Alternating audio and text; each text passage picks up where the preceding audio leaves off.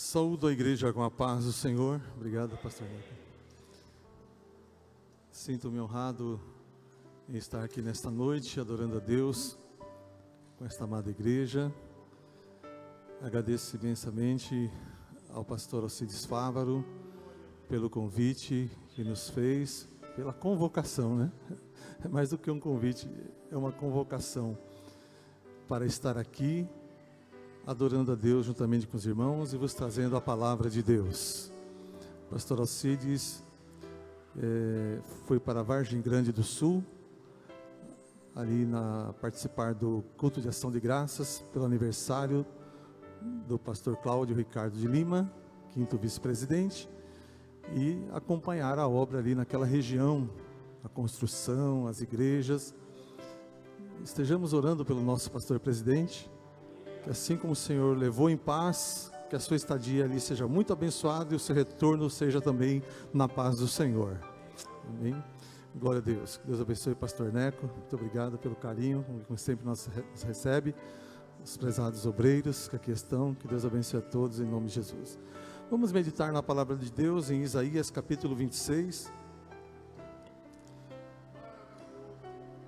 Tenho a alegria de ser acompanhado nesta noite por minha esposa, missionária Dalete. Estamos servindo a Deus ali, como disse o pastor Neco, na cidade de Osasco, por 4 anos e 3 meses, pela graça de Deus. Até aqui o Senhor tem nos ajudado. Estamos ali para reinaugurar o templo. Mais 1 ou 2 meses no máximo estaremos reinaugurando aquele lindo templo que imita um pouco essa catedral. Foi projetado pelo mesmo irmão Valdemar dos Santos Augusto, mesmo que projetou e fez o desenho desse templo, projeto, fez de comandante Sampaio. Isaías 26, do 1 ao 7, naquele dia se entoará este cântico na terra de Judá. Uma forte cidade temos, a quem Deus pôs a salvação por muros e antemuros. Abri as portas para que entre nela a nação justa, que observa a verdade. Tu conservarás em paz aquele cuja mente está firme em ti, porque ele confia em ti. Confiai no Senhor perpetuamente, porque o Senhor Deus é uma rocha eterna. Vamos para o 7 direto. O caminho do justo é todo plano, tu retamente pesas o andar do justo. Amém, amém, graças a Deus. Me recordo de um irmão que quando nós estávamos no culto no lar, na casa dele, todo o texto bíblico que ele lia, ele chamava de salmos. Ele entendia que toda a Bíblia era um salmo. E às vezes ele citava Isaías e dizia, eu vou ler um salmo de Isaías. Eu achava estranho. E depois eu acabei entendendo que não é somente no livro de Salmos que existem salmos, mas em outras partes da Bíblia também, inclusive em Isaías. Então aquele irmão tinha razão, ele estava lendo um salmo de Isaías. E aqui há um lindo salmo, um cântico, como Isaías 12 também é um salmo. Aqui nós temos um salmo que fala do triunfo do povo de Deus, que fala desta cidade forte que nós temos. A introdução dessa mensagem diz que a convicção de que Deus cumprirá o seu propósito na vida de Israel, na vida da igreja, leva o povo de Deus a se lançar em intenso louvor e oração. Isaías 26 é um salmo de confiança, é um salmo de louvor, um salmo de meditação. Deus revelou o futuro a Isaías e mostrou a grandeza dessa salvação da qual participamos. E ele nos diz no versículo 1, uma cidade forte temos. Quando Isaías se refere a uma cidade forte, ele está se referindo a Jerusalém. Mas não simplesmente a Jerusalém terrena, mas a Jerusalém celestial, porque há uma Jerusalém celestial para a qual nós iremos. A Jerusalém terrestre já sucumbiu muitas vezes, já foi entregue nas mãos de inimigos, já foi invadida, mas a Jerusalém celestial, essa, nenhum inimigo entra lá, só entrará o povo de Deus, um povo que tem a salvação por muros e antemuros. Há uma cidade celestial. Na segunda carta aos Coríntios, capítulo 5, versículo 1, O apóstolo Paulo, falando do nosso corpo e lembrando dessa cidade, ele diz: pois sabemos que se a nossa casa terrestre deste tabernáculo se desfizer, temos da parte de Deus um edifício, uma casa não feita por mãos, eterna nos céus. Louvado seja Deus. O nosso corpo, ele vai se deteriorando, essa casa terrestre, ela vai se desfazer. Viemos do pó e para o pó voltaremos, mas uma coisa é certa: nós temos uma cidade lá nos céus, nós temos uma casa lá nos céus, uma casa eterna, não feita por seres humanos, mas feita sim pelas mãos de Deus, na qual nós vamos nos encontrar um dia, nós vamos morar. Glória a Deus. Hebreus 12, 22 fala da Jerusalém celestial. Ele diz: pelo contrário, vocês chegaram ao Monte Sião, a cidade do Deus vivo, a Jerusalém celestial, e a milhares de anjos, vocês chegaram à assembleia festiva. Glória a Deus. Há uma nova Jerusalém esperando o povo de Deus. Há uma Jerusalém celestial, há uma cidade nos céus. Paulo disse: a nossa cidade está nos céus, de onde nós esperamos o Senhor e Salvador Jesus Cristo. Glória a Deus. Nossa vida aqui é passageira, nossa caminhada aqui é caminhada de peregrinos. Nós estamos aqui, caminhando aqui, mas a nossa mente está nos céus. Os pés estão na terra, mas a cabeça está nos céus. Nossa mente está lá, Jerusalém celestial está nos aguardando. Glória a Deus.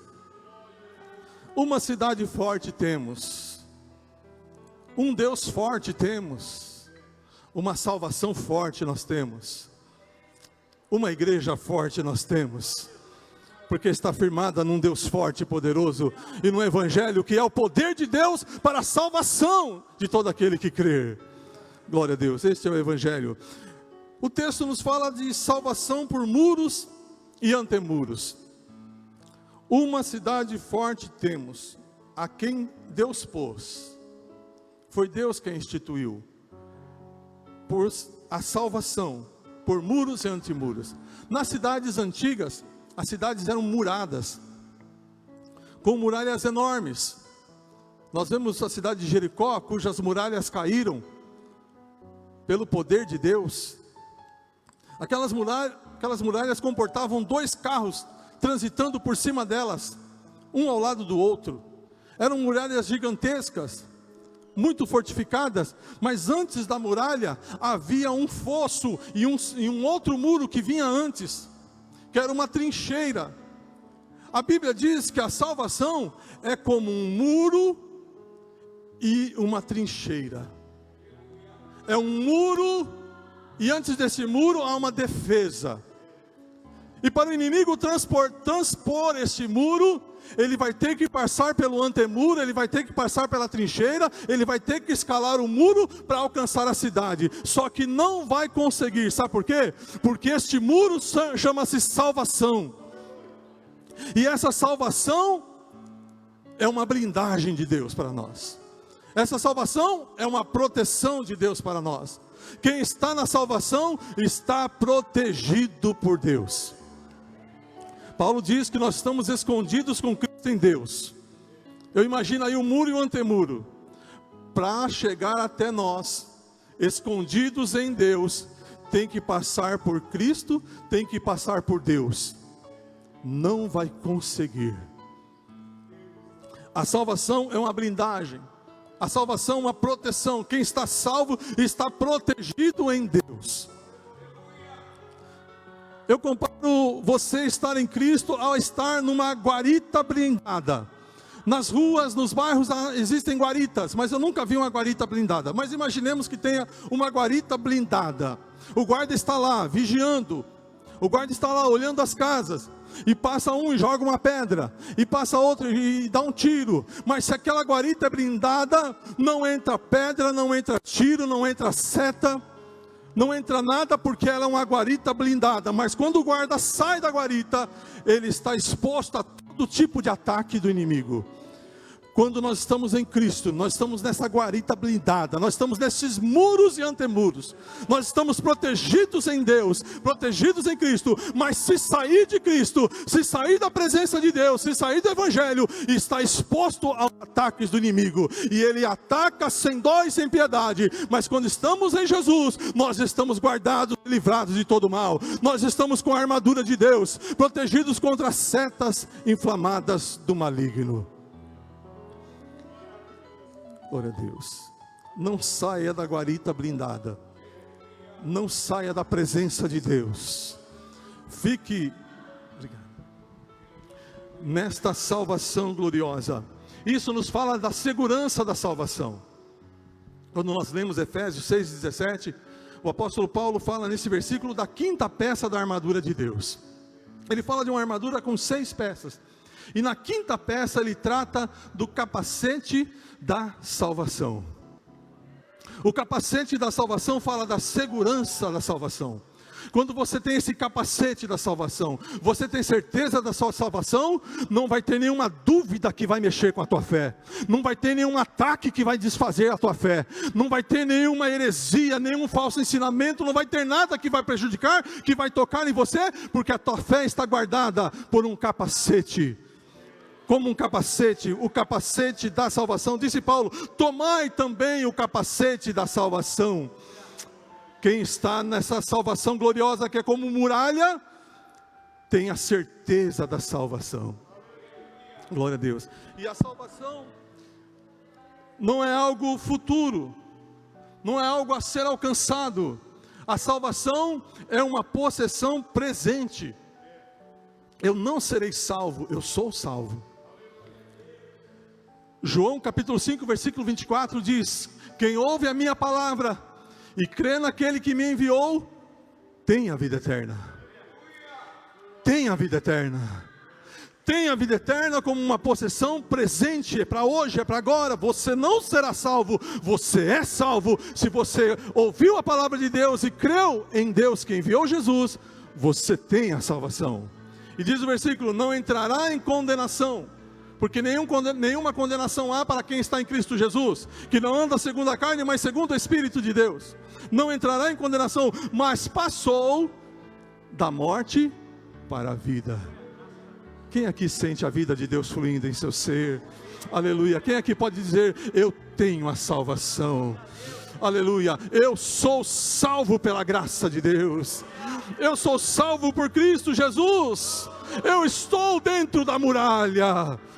Oh, aleluia, eu estou protegido por essa muralha da salvação. Glória a Deus. Quem está dentro desses muros e trincheiras, o maligno não lhe toca. A quem tem medo de mandinga, a quem tem medo de macumba, e alguém disse que se macumba fosse coisa boa, não se chamaria macumba, mas boa cumba. Mas não presta para nada, para quem está em Jesus, para quem está dentro da muralha. Para quem está fora da muralha, é um perigo, mas para quem está dentro da muralha, a Bíblia diz, o maligno não lhe toca. 1 de João 5,18, sabemos que todo aquele que é nascido de Deus não vive pecando, porque quem é nascido de Deus, guarda a si mesmo. Outra versão diz, aquele que veio de Deus, aquele que foi gerado de Deus, Cristo o guarda, e o maligno não pode tocar nele. Quem é nascido de Deus, o maligno não pode tocar nele. Você está dentro da muralha, você está atrás desses muros, você está atrás desses antemuros, então o maligno não vai tocar em você. O maligno não vai tocar na sua família. O maligno não vai tocar na sua alma. O maligno não vai tocar na sua mente. Porque quem é nascido de Deus, conserva-se em Deus, e o maligno não lhe toca. Essa é a verdade bíblica. O maligno não lhe toca. Então não tenha medo, confia no Senhor. Confia teu lar ao Senhor, confia tua vida ao Senhor, e fique dentro da muralha. Não saia da muralha. O versículo 2 diz sobre uma nação justa. O versículo 2 de Isaías 26 diz: abri as portas para que entre nela a nação justa, que observa a verdade. Deus sempre teve e sempre terá um remanescente fiel na terra. Quando Elias disse: Senhor, mataram os teus profetas, derrubaram os teus altares, só eu fiquei, e querem me matar. Deus disse para Elias: Elias, há mais 7.000 que não dobraram os seus joelhos, não beijaram Baal, não se curvaram perante Baal. Você entende que você está sozinho, mas tem mais 7.000 com você, que me adoram e que não se entregaram a esse falso Deus. Deus sempre teve um remanescente fiel, mesmo lá quando havia, no início da civilização, quando os homens se afastaram da presença de Deus, havia um homem que andava com Deus. Enoque andou com Deus, e Deus o tomou para si, e não mais foi visto, porque Deus o arrebatou, porque ele andava com Deus. Deus sempre teve e sempre terá um remanescente fiel. Glória a Deus. E o texto diz: abri as portas para que entre a nação justa. A nação justa. E quem é que nos justifica?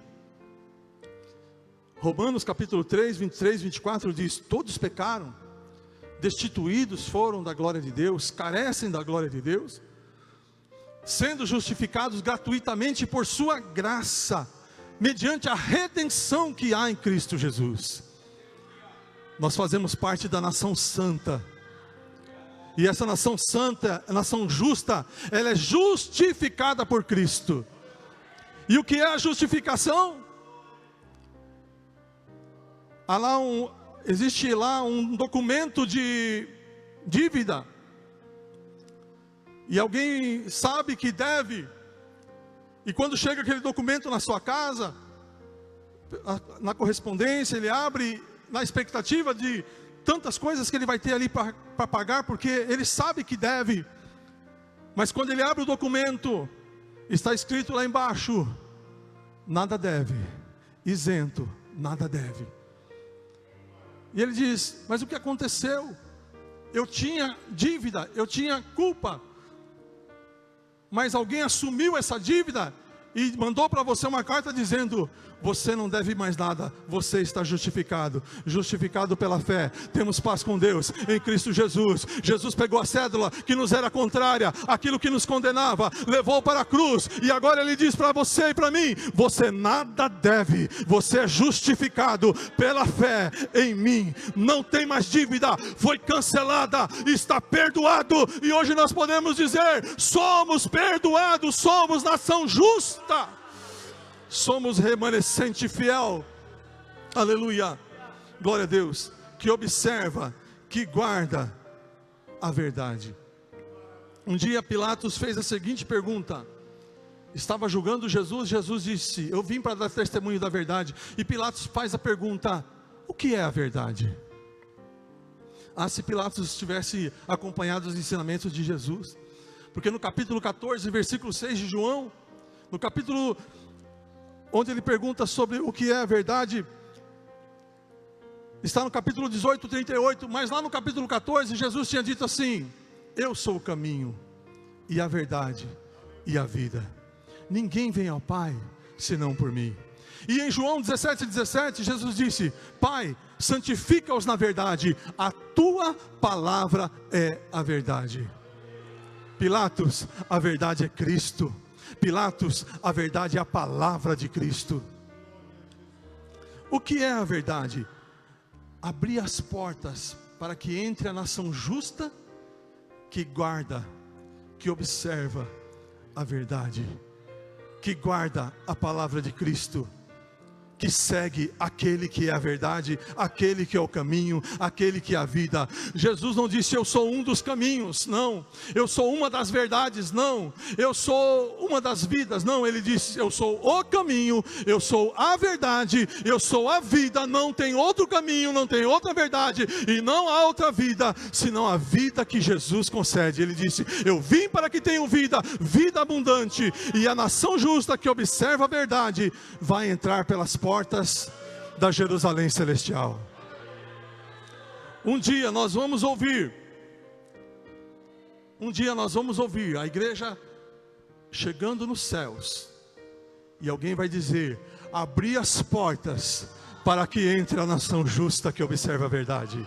Abri as portas para aqueles que seguiram a Cristo Jesus, aqueles que foram lavados no sangue do Cordeiro, aqueles que foram santificados na palavra do Cristo vivo. Abram as portas, porque a igreja está chegando, a nação justa que observa a verdade. Um dia essas portas se abrirão e nós entraremos. Glória a Deus. O versículo 3 diz: tu conservarás em paz aquele cuja mente está firme em ti, porque ele confia em ti. Essa nação justa, este povo que tem a salvação por muralhas, por muros e antemuros, por muros e trincheiras, esse povo tem o seu propósito firme em Deus. Nós precisamos ter propósito, nós precisamos viver com propósitos, e o nosso propósito é estar com a nossa mente firme no Senhor. Glória a Deus. Nós não podemos evitar conflitos, nós não podemos evitar guerras. Nós estamos acompanhando aí a guerra entre Rússia e Ucrânia. Nós não podemos impedir conflitos e guerras, mas nós podemos manter a nossa mente firme no Senhor, o nosso propósito firme no Senhor, o nosso pensamento firme no Senhor. Céus e terra se abalarão, o mundo convulsiona, o Brasil neste ano convulsiona, muitas coisas têm acontecido e muitas vão acontecer, mas quem tiver a sua mente fixa em Deus, desfrutará paz no meio da tormenta, terá paz no meio da tempestade. A minha esperança é Jesus, o meu alvo é os céus. Aconteça o que acontecer, a minha mente está firmada no Senhor, o meu propósito está em Deus, portanto não serei abalado. A igreja não será abalada. Alguém achou assim: vamos fazer algo que feche as igrejas. A igreja funcionou nos lares, e quando as portas se abriram, a igreja está presente novamente nos cultos, aleluia, já há mais de um ano, aleluia, louvando e glorificando a Deus, porque nada deterá a marcha daqueles que têm o seu propósito em Deus. Nada deterá a nossa marcha, não seremos abalados em nome de Jesus.